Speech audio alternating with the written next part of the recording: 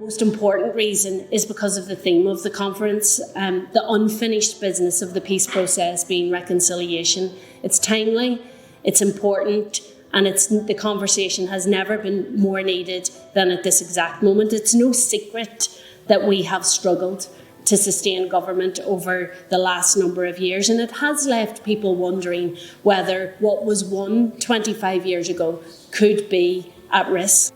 It's important that we have this conversation today and remind us that we've come a long way, we still have a long way to go. But what is clear is the quiet peacemakers will win, the men of violence will never win, and that's absolutely vital. And at times community relations have been strained and they have been fraught, but at the same time, so much has changed since the agreement. Violence is noticeably reduced and we have a much more open and plural and diverse society than many of us could ever have thought possible. And we have a younger generation that are challenging all of us and raising new and important issues every day that some of us had never really even begun to think about in the past.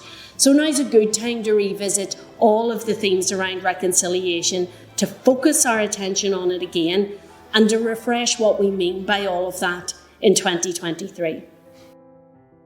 I'm here today because I think it's very important that we look back to look forward. That the Good Friday Agreement is 25 years old. It has worked in many parts, but there are parts that are not working.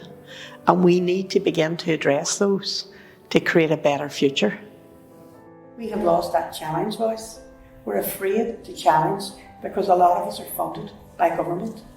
And I think we need to get that back. I think it is an important moment for reflection on the Good Friday Agreement, what it has meant, and what are some of the kinds of things that are good for the society to think about as they imagine a future.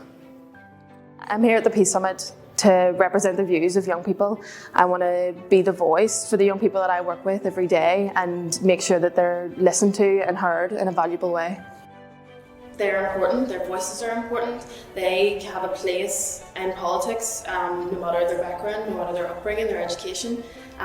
They're all important, and I think we just need to remember that it's about who's not in the room. It's about, we need to think of those people who would never come to something like this, or the young people who would never go sit at a youth government, because they're the important ones, they're the ones we need to remember. I think young people engage differently.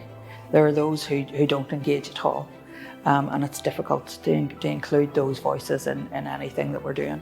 But there are other organisations out there who work with young people on a day and daily basis, and that's how we engage. We engage with the organisations, and that's what the John and Pat Hume Foundation have done with our partners through this conference today, is engage with organisations who work with young people to say, okay, here's a platform for your voice.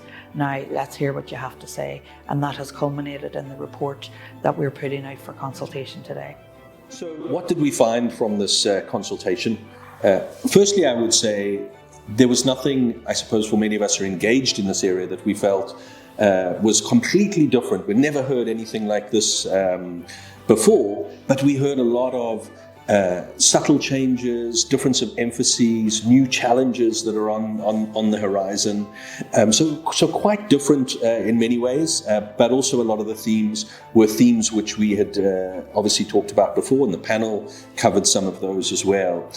Essentially what we tried to do, and we got all the material in, is we found sort of four key themes. And the first was really around political progress. The second was about participation and civic engagement. The third was about cohesion and sharing. And the fourth, really, I suppose this is where the new stuff came in, is the issues which were not really covered by the agreement. We need to have a vision of a way forward, and it needs to be a vision set 25 years later. It needs to be a vision that is steeped in reality and given a sense of hope. We're constantly looking at why we can't do things, and we need to look at what we can do and consider, if we don't do this, where are we going to be? The Peace Summit here today for me was really uplifting. I could feel it in the room.